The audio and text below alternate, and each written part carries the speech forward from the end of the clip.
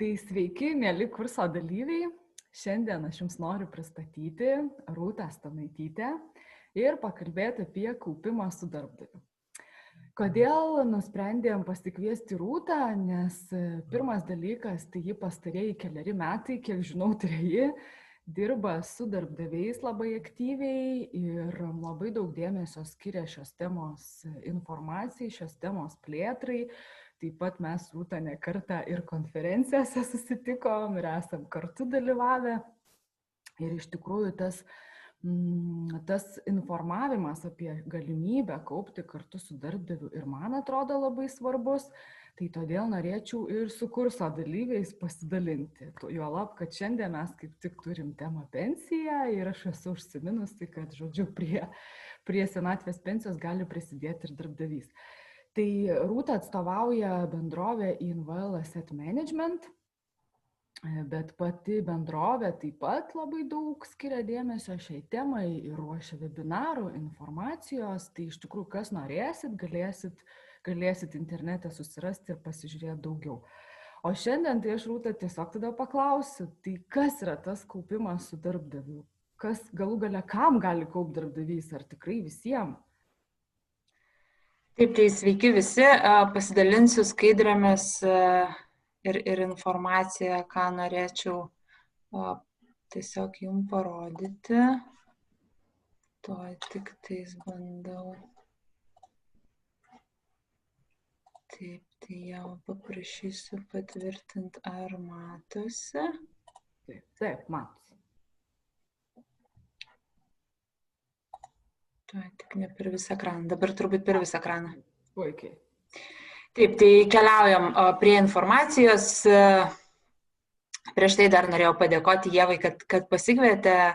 Iš tikrųjų smagu išnaudoti kiekvieną galimybę dalintis informaciją būtent apie galimybės kaupti renkantis pensijų fondus. Konkrečiai mano šios dienos tema ir bendrai mano veiklos sritis tai yra 3 pakopos pensijos kaupimas ir kaupimas pensijai kartu su darbdaviu ir kokios tai yra galimybės, kokios naudos.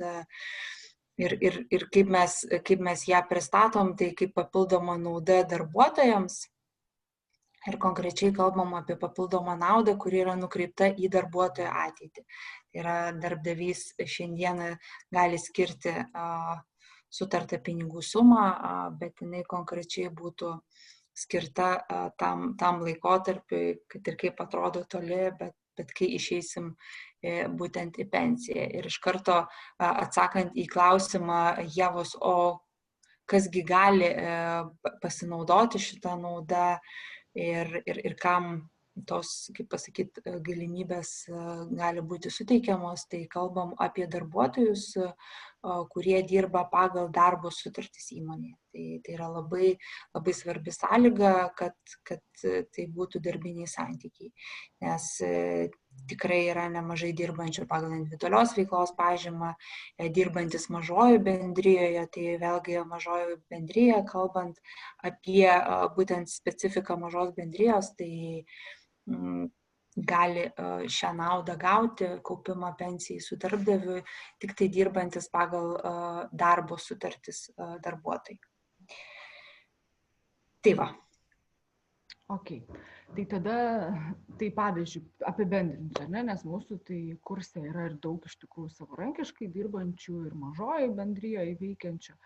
Tai jeigu mažosios bendrijos narys, aš ne viską galiu teisiškai teisingai pasakyti, tarkim, yra tik tai narys, bet neturi tos standartinės darbo sutarties, tai iš tikrųjų jis negali šitą galimybę naudotis. Teisingai aš suprantu? Taip, tikrai taip. Gerai, o tada noriu Rūta paklausti, kokia nauda darbdaviui, kuomet jisai darbuotojui kaupia pensiją ir kokia nauda darbuotojui, kad darbdavys tą daro. Taip, tai keliaujam toliau. Kalbant apie naudas darbdaviui, tai pagrindinės 3 naudos, kurias išskiriame, tai yra finansinė. Būtent nauda tai yra tai, kad darbdavio įmokos į 3 pakopos pensijų fondus, jos nėra apmokestintos mokesčiais, kurie yra taikomi su darbo santykiais susijusiom pajamom. Tai reiškia, kad kaip pavyzdys darbdavys skiria 100 eurų, ir lygiai tiek išlaidų patiria. Taip pat, kas yra labai svarbu darbdaviui, tai yra lankstumas, įmokų mokėjimas nėra įsipareigojimas, įmokų dydį, periodiškumą, kam mokėti, kada mokėti, situacija keičiasi, nemokėti, tai visa tai yra darbdavio sprendimas. Ir nemažiau svarbi nauda, tai yra paprastas administravimas.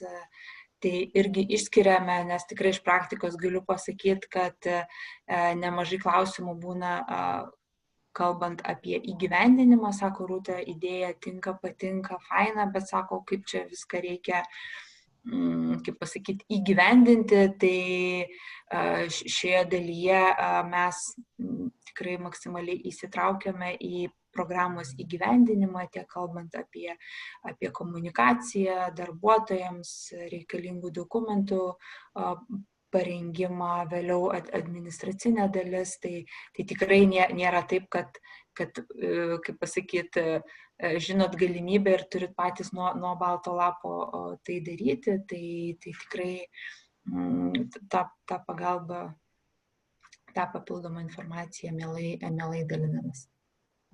Man atrodo, kad svarbu čia labai šitas momentas svarbus.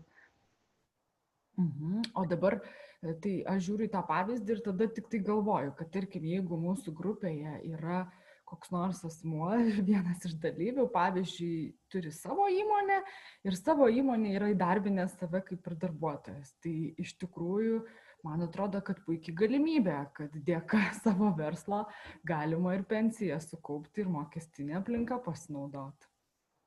Jo, tai jeigu kalbant apie tai, kad, nežinau, būna, pavyzdžiui, klausimų, o tai koks skirtumas, pavyzdžiui, aš esu įmonės savininkas ar tiesiog ar 100 eurų vesti įmonės, ar 100 eurų būtent mokėti iš gaunamo atlyginimo. Nes kalbant apie tai, kad, vėlgi pasikartosiu, kad įmokos į pensijų fondus neapmokestintos, tai reiškia, kad 100 eurų pervesti, tai ir lygų išlaidų 100 eurų, nes kad pervesti 100 eurų į sąskaitą, tai sumokėjus visus mokesčius, tai tų išlaidų gali būti iki plus 68% daugiau.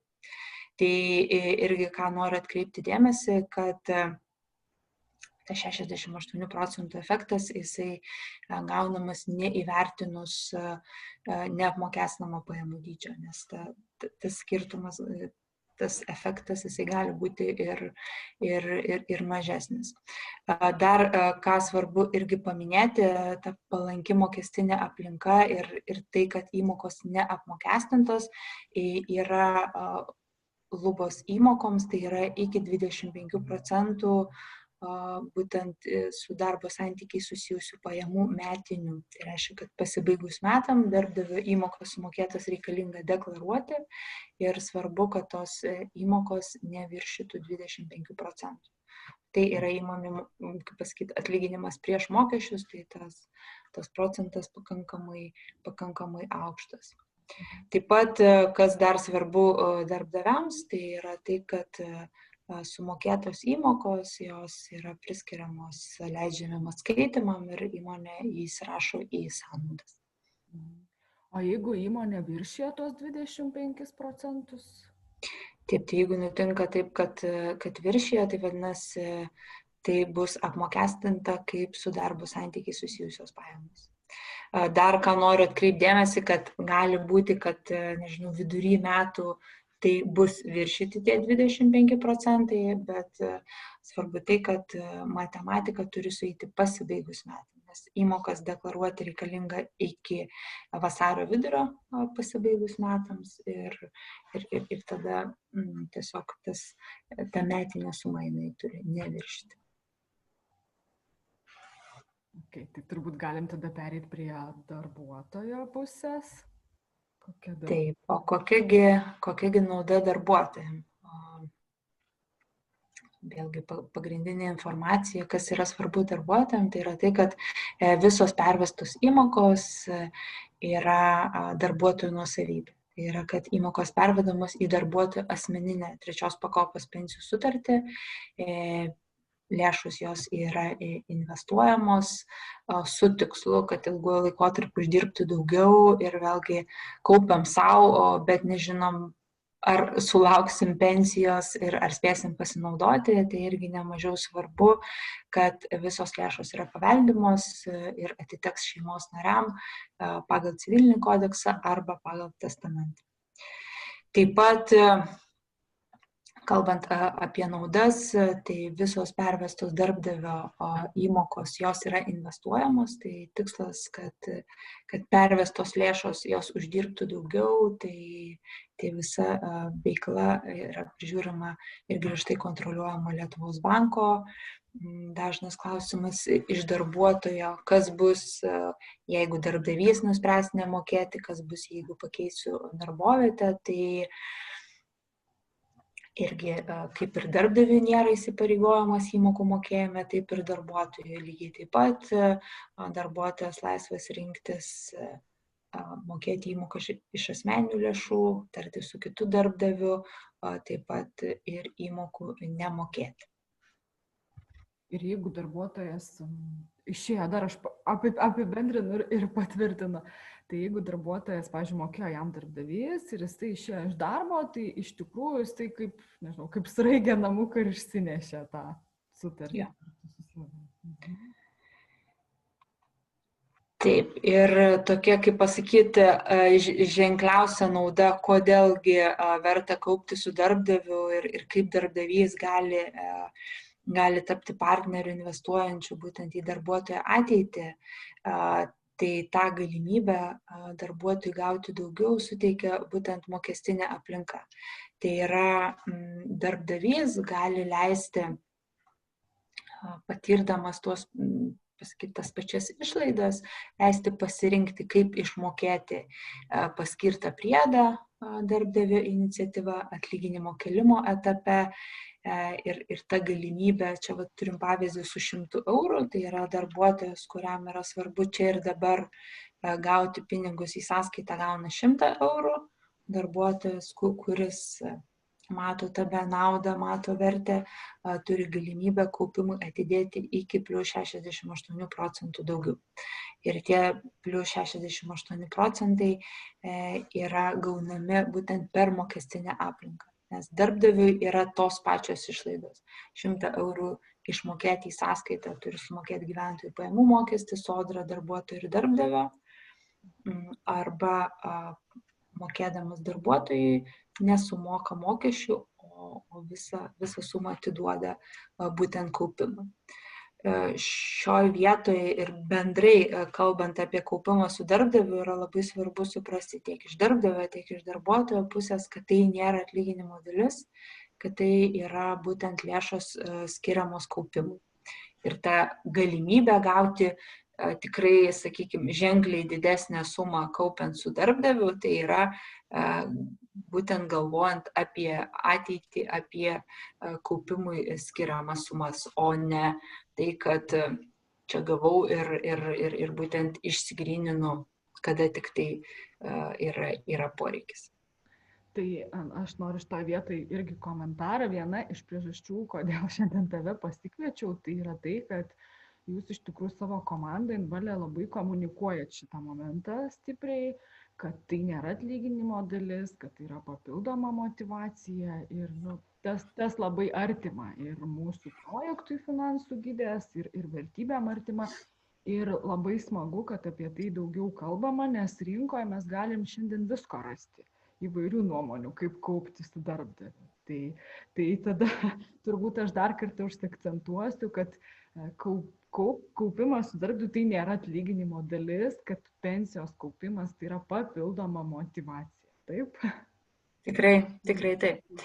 Ir tikrai dar papildysiu Ievą dėl to dalinimosi ir kaip pasakyti, tos idėjos pristatymo ir pilno būtent išpildymo kaupimo su darbdaviu. Tai ką turime šiai dienai, jau kaip ir kuris laikas praėjo būtent po mokesčių inspekcijos pateikto išaiškinimo, būtent dėl darbdavių įmokų į trečios pakopos pensijų fondus ir po kurio tikrai jaučiam, kad to aiškumo yra tikrai daugiau ir dar irgi pasidalinsiu informaciją, kas irgi, manom, yra svarbu. Tai yra būtent kokios lėšos gali būti nukreipiamos į trečios pakopos pensijų fondus.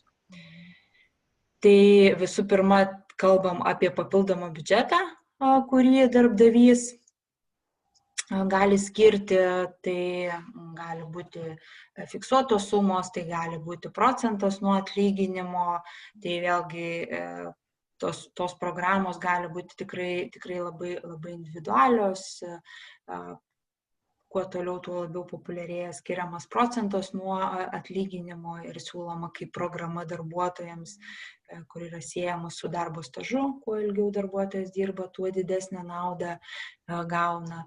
Taip pat darbdavys gali leisti pasirinkti priedų premijų mokėjimo etape, bet čia labai yra svarbu, kad kalbam apie priedus ir premijas, kurie yra skiriami darbdavio iniciatyva.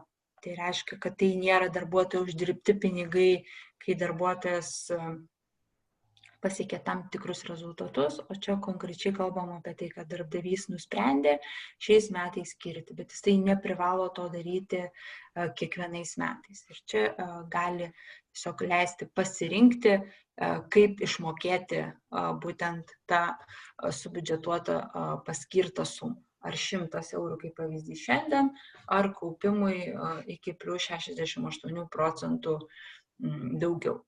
Lygiai taip pat tas pats naudos efektas gali būti atlyginimo kėlimo etape, kai darbdavys leidžia pasirinkti, ar darbuotojas nori čia ir dabar, tai yra fiksuojama darbo sutarties pakeitimas, ar nori paskirtą sumą būtent nukreipti į kaupimą.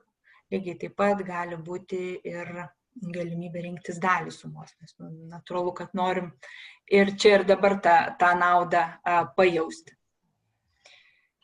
Dabar dėl premijų dar norėjau pasitikslinti, tai tarkim pavyzdys, jeigu aš esu kažkur įmonėje, pardavėjas, pavyzdžiui, ir mano sutarty yra parašyta, jeigu aš parduodu tam tikrą apyvartą, tai tada uždirbu tiek ir tiek. Tai tokia premija negalėtų būti nukreipiama. Ja, dėl to, kad tai mes kalbam apie tai, kad yra susitarta, kad darbuotojas pasieks tam tikrus tikslus, jisai gaus. Tai vadinasi, jau yra įsipareigojimas darbdaviui mokėti ir tai jau yra atlyginimo dalis ir turi keliauti į sąskaitą. Bet jeigu darbuotojas pasiekė tikslus, gavo priedą, bet darbdavys sako, kad komandos rezultatai yra puikus, ar man svarbu išlaikyti jūs įmonėje, aš vertinu, džiaugiuosi jūs turėdamas ir skiriu visiems, nežinau, po 100, po 1000 eurų, tai jau kalbam apie tai, kad tai jau gali būti ir galimybės teikiama rinktis. Nes darbdavys neįsipareigoja to daryti ir po metų, ar ten po mėnesio, ar po kažkurio laikotarpio. Tai čia yra tokia labai plona linija, nes jeigu keliaujant toliau, kokios lėšos negali būti nukreipiamos, tai irgi yra viduryje minima ta pati premija, darbo užmokestis, mano jau minėtas, tai kalbant apie tai, kad jeigu jau yra aptarta darbo sutartyje, jeigu yra aptarta įmonės vidiniuose dokumentuose, tai jau yra atlyginimo dalis ir turi keliauti būtent į sąskaitą. Į ką dar noriu atkreipti dėmesį ir užakcentuoti, nes nemažai klausimų sulaukiam, dabar jau mažiau, bet tikrai yra labai svarbu, kad įmokos į pensijų fondus negali būti mokamos iš atlyginimų. Tai yra, darbuotojas negali kreiptis į darbdavį su prašymu, kad sutinku gauti, kaip pavyzdys, 100 eurų mažesnį atlyginimą, perveskit man į pensijų fondo sąskaitą. Tai šitas kelias yra negalimas ir mokesčių inspekcija pasisako griežtai šiuo klausimu ir kalbam tik tai apie papildomas įmokas, kurias skiria darbdavys. Žodžiu, virš atlyginimo. Taip, kad ir kaip atrodo, kad tai yra darbuotojo atlyginimas ir jisai yra laisvas priimti sprendimus ir nemato tame jokios, kaip pasakyti, problemos, bet kalbam tikrai apie tai, kad atidėkim šį sprendimą, kai bus peržiūrimas atlyginimas ir tada kalbėkime.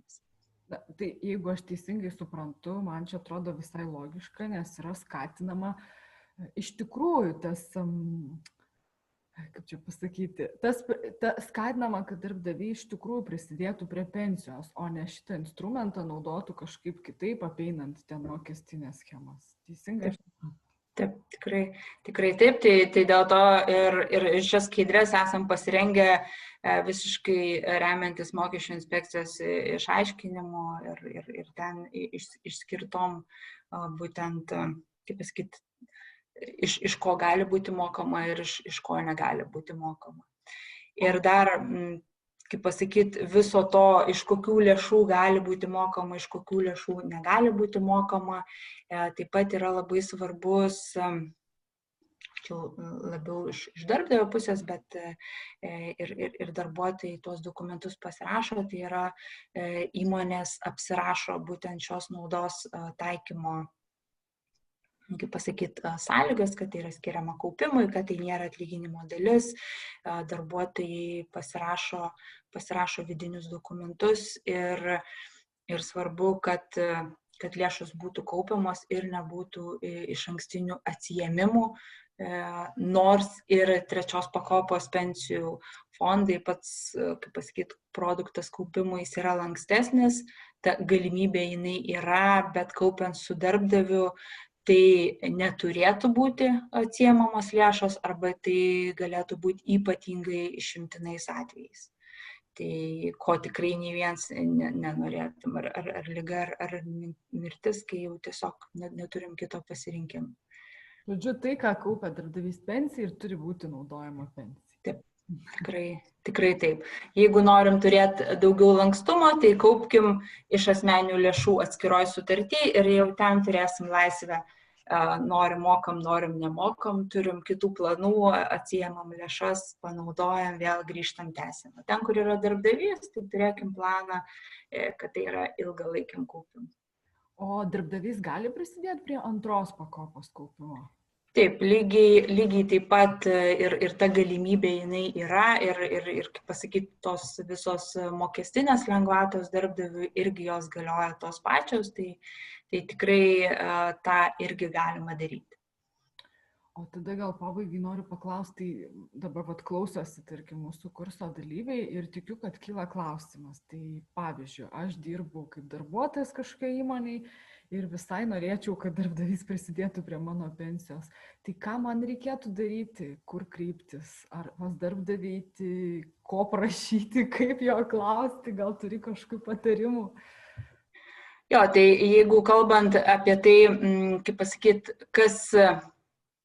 kas lemia darbdavio apsisprendimą, būtent siūlyti vienokią ar kitokią naudą, tai tikrai ką jaučiu ir kas tikrai veikia, tai yra, o ko nori darbuotojai. Tai tikrai kalbėkit apie tai, kad norit šios naudos, suburkit dar ir didesnį kolegų būrelį, nes tikrai ką girdžiu iš darbdavių, kad mano darbuotojai nori, aš tai darau, mano darbuotojai apie tai kalba, tai tikrai drąsiai apie tai kalbėkit, nes darbdaviai tikrai girdi ir į tai atsižvelgia.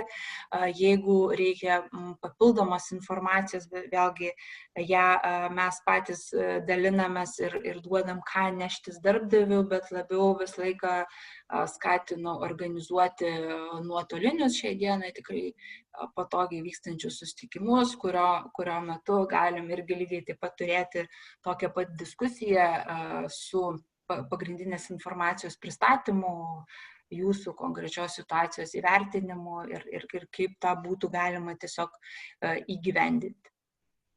Tai aš irgi čia pritarsiu turbūt, kad jeigu kyla kažkokių klausimų jums, tai labai kviečiu uždavinėti iš karto po šituo video arba rytoj.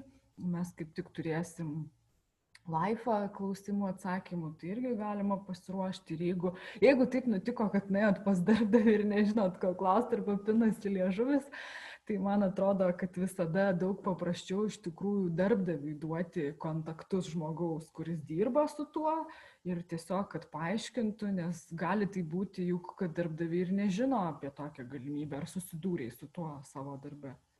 Kuo toliau, iš tikrųjų, kuo toliau, tuo mažiau, ką tikrai jaučiu, kad šioje temoje tikrai, kaip pasakyti, rinka yra aktyvi ir darbdaviai dėmesio sulaukia tikrai daug, tai vėlgi, ar ta informacija turi pilną, ar kaip pasakyti, visi atsakymai gauti nuo idėjos iki gyvendinimo ir pinigų pervedimo ir kaip viskas vyksta toliau, tai vat į tą visą laiką akcentuoju, nes ką jaučiu, kad gauna dėmesio tikrai daug.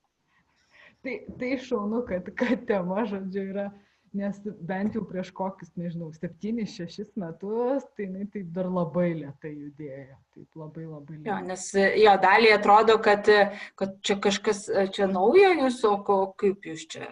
Tai tikrai nėra naujas dalykas, tiesiog būtent kaupimas per gyvybės draudimo sutartis ir gyvybės draudimo produktas kaip pasiūlymas kaupimui yra, kaip pasakyti, labiau žinomas ir vien dėl informacijos klaidos. Bet kuo toliau, tuo ta žinia apie trečios pakopos pensijų fondus ir tikrai, ką jaučiu, kad darbuotojai inicijuoja ir tą norą pasilyginti ir sako, ne, mes norim būtent trečios pakopos, nes žinom, kad tai yra skirta išimtinai tik tai kaupimui. Tai tikrai ta situacija, kiek aš jau 3 metai dirbu būtent su šia, kaip pasakyti, čia galimybė, tai tikrai ta situacija nekeičiasi.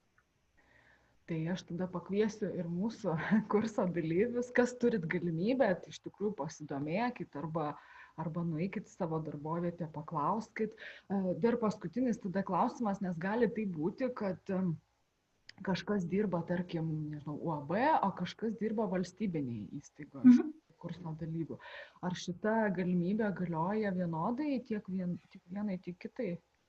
Jo, ta galimybė jinai galioja, tik tais kalbant apie valstybės valdomas, savivaldybių valdomas įmonės, tai tas kelias gali būti ilgesnis, būtent pasitvirtinant biudžetus, kurie skiriami papildomai naudai. Lygiai taip pat, kas gali būti, kad būtent tas statusas įmonės gali pareigoti rengti viešuosius pirkimus. Tai tiesiog tai gali būti papildomos sąlygos, bet kiek iš patirties žinau, kad jeigu renkasi visas bendrovės, tai yra 4, kurios siūlo trečios pakopos pensijos kaupimą, tai tada tas įpareigojimas skelbti konkursą jau jisai atkrenta.